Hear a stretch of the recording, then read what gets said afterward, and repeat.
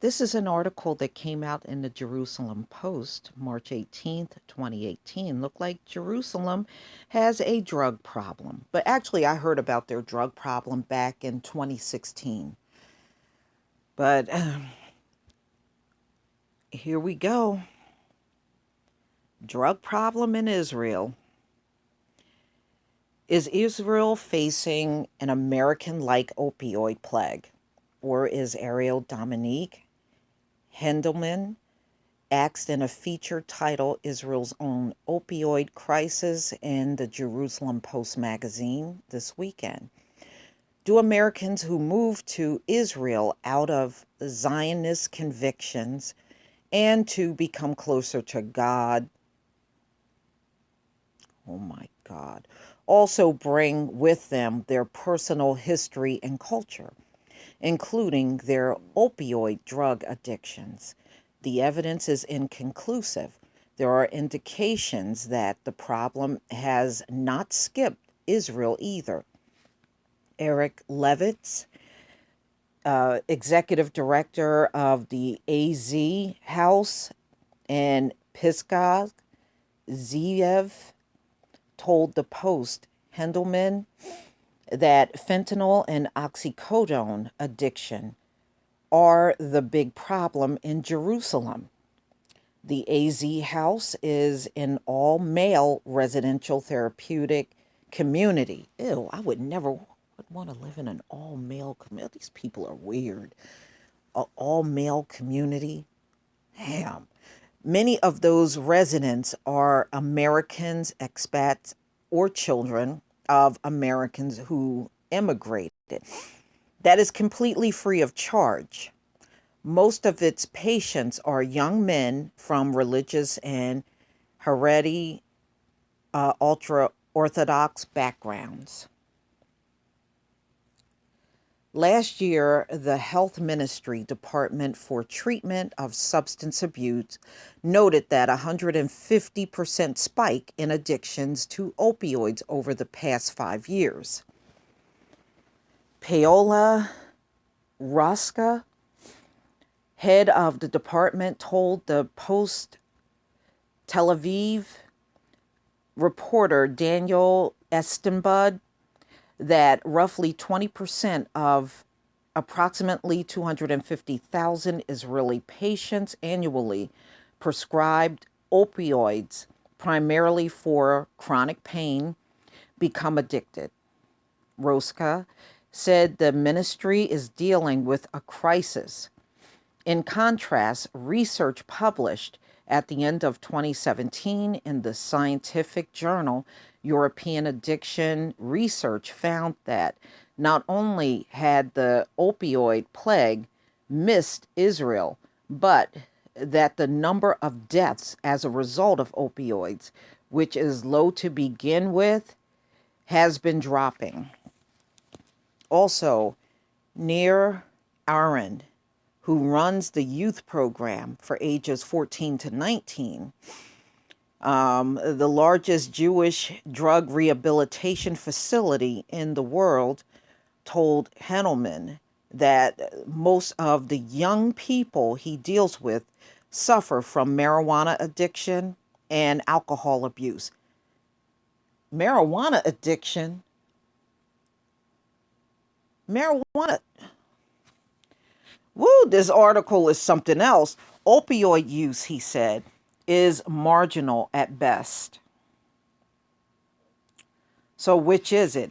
Clearly, there are factors unique to Israel that mitigate against a widespread opioid plague. First, Israel's economic downturn as a result of the 2009 economic crisis was not as pronounced as America. So they went through an economic downturn in Israel. Boy, I tell you, you can clearly tell in this article, they don't want to reveal a lot. That's the sense I'm getting. I bet you it's far worse than anything they're going to tell you.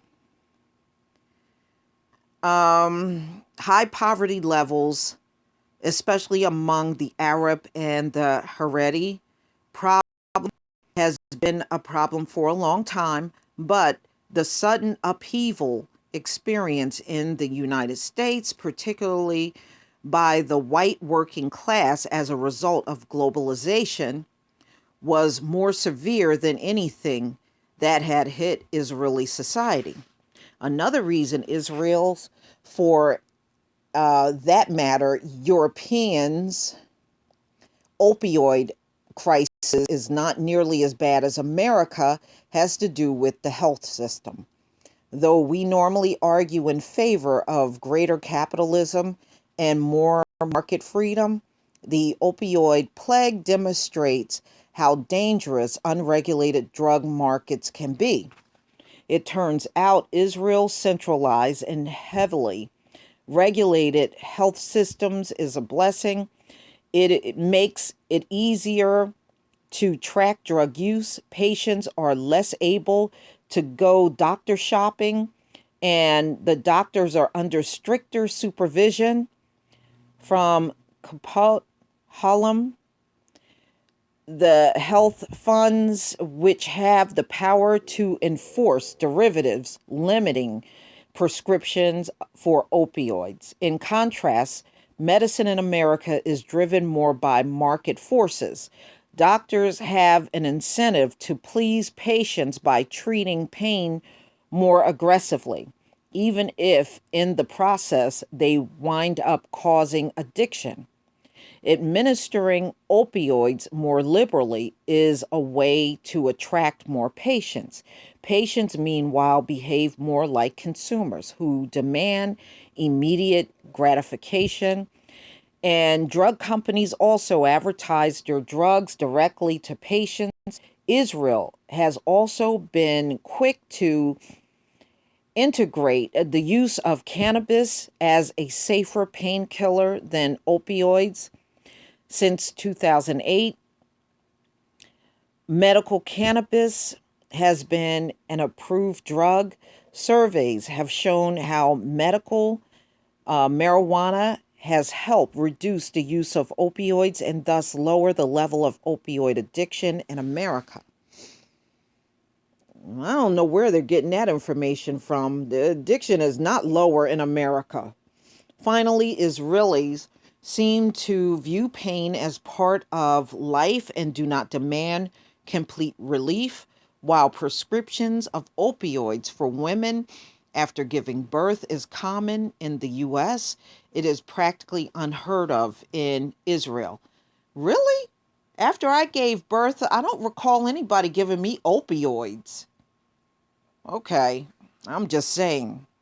That must be in the white community because I didn't get no opioids after giving birth and I'm in the US.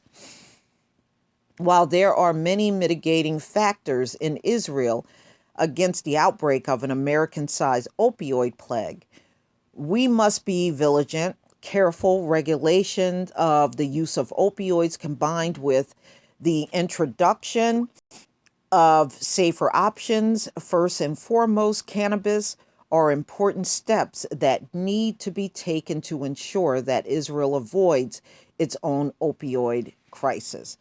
But yeah, they do have a drug problem there. I read about it a few years ago. It was especially bad in Tel Aviv, you know, the place where they have gay parades in Israel. It was exceptionally bad there. But tell me what you think about Israel and opioids, which I'm not surprised. This is really a worldwide thing. It just happens to be the worst in America, you know, for reasons of, you know, overprescribing. Please leave your comment and subscribe. Don't forget to hit on the notification bell twice and join me on Black Junction TV and blackspot.com. Peace, family.